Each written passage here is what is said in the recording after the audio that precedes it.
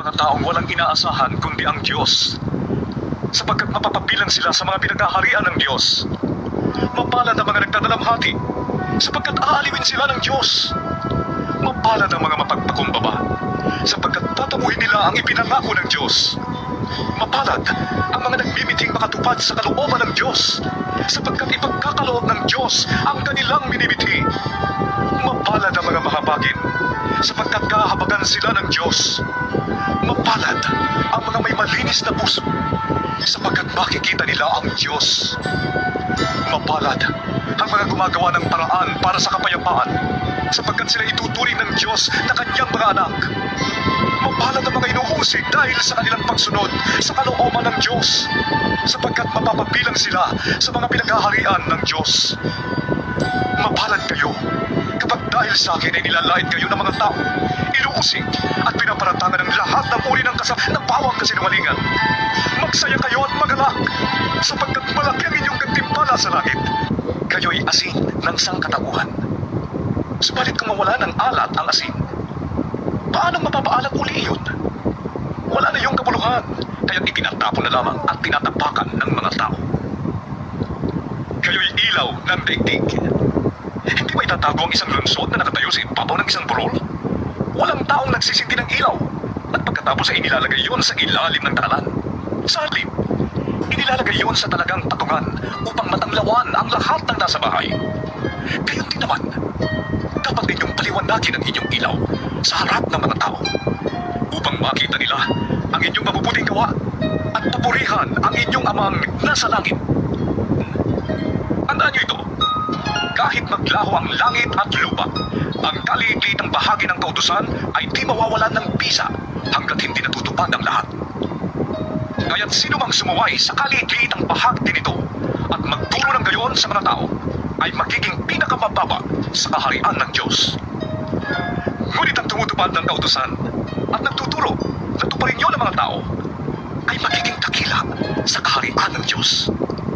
Sinasabi ko sa inyo, kung ang pagsunod ninyo sa kalooban ng Diyos ay tulad lamang ng pagsunod ng mga tagapagturo ng kautusan at mga Pariseo, hindi kayo makakapasok sa kaharian ng Diyos.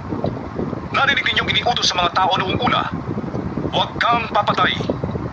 Ang sino mang pumatay ay mananagot sa hukuman, at sino mang magsabi sa kanyang kapatid, ulol ka, ay nanganganib na maparusahan sa apoy ng impyerno. Narinig ninyo na iniutos noong una, huwag kang mangangalunya. Ngunit sinasabi ko sa inyo, ang sino mang tumingin sa isang babae ng may mahalay na pagnanasa, ay nangangalunya na sa babae yon sa kanyang puso. Kung ang isang mata mo ay nagiging sanhi ng iyong pagkakasala, tugitin mo ito at itapon.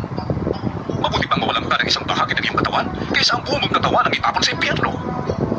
Kung ang iyong kamay naman ay nagiging sanhi ng iyong pagkakasala, patuloy mo ito at itapon. Mabuti bang mawalan ka ng isang bahagi ng iyong katawan kaysa ang buong mong katawan ang itapon sa impyerno? Sinabi rin naman, kapag diniborsyo ng isang lalaki ang kanyang asawa, ito'y dapat niyang bigyan ng katibayan ng diborsyo. Ngunit sinasabi ko sa inyo, kapag diniborsyo ng isang lalaki ang kanyang asawa, maliban kung ito ay nangangalunya, itinutulak niya ang kanyang asawa sa kasalanang pangangalunya.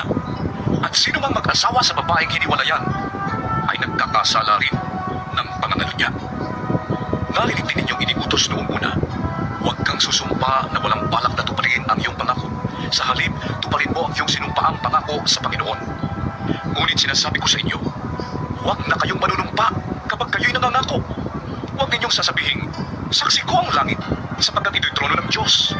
O kaya'y, saksi ko ang lupa, sapagkat ito'y tuntungan ng kanyang mga paa. Huwag din ninyong sasabihin, saksi ko ang Jerusalem, sapagkat ito'y lunsod ng dakilang hari. Huwag mo ring sabihin, mamatay man ako, sapagkat ni isang buhok sa iyong ulo ay hindi mo kayang paputiin o paitimin. Sabihin mo na lang na, oo, kung oo, at hindi, kung hindi. Sapagkat ang anumang sumbang idaragdag dito ay buhat na sa masama. Narinig ninyong sinabi, mata sa mata at ipin sa ipin. Ngunit sinasabi ko sa inyo, huwag ninyong paghihigantihan ang masamang tao. Kung sinampal ka sa kanang pisngi, iharap mo rin sa kanya ang kaliwa. Kung isakdal ka, di naman upang makuha ang iyong paro, ibigay mo sa kanya pati ang iyong balabal. Kung pilitin ka ng manlulupig na pasanin ang kanyang dala ng isang bilya, pasanin mo yun ng 2 bilya. Bigyan mo ang nanghihingi sa iyo at huwag mong tanggihan ang nanghihiram sa iyo. Ngunit ito naman ang sinasabi ko. Mahalin ninyo ang inyong mga kaaway at ipanalangin ninyo ang mga umuusig sa inyo upang kayo'y maging tunay na mga anak ng inyong amang nasa langit. Sapagkat pinasisikat niya ang araw sa masasama at sa mabubuti at nagpapaulan siya sa mga matuwid at sa mga di matuwid. Kung ang mga nagmamahal sa inyo ang siya lamang inyong mamahalin, anong gantimpala ang inyong maasahan? Hindi ba't ginagawa rin niya ng mga maniningil ng buwis? At kung ang mga kapatid lamang ninyo ang inyong binabati, anong ginagawa ninyong higit kaysa iba? Ginagawa rin niya ng mga hinggil. Kaya maging ganap kayo, gaya ng inyong amang nasa langit.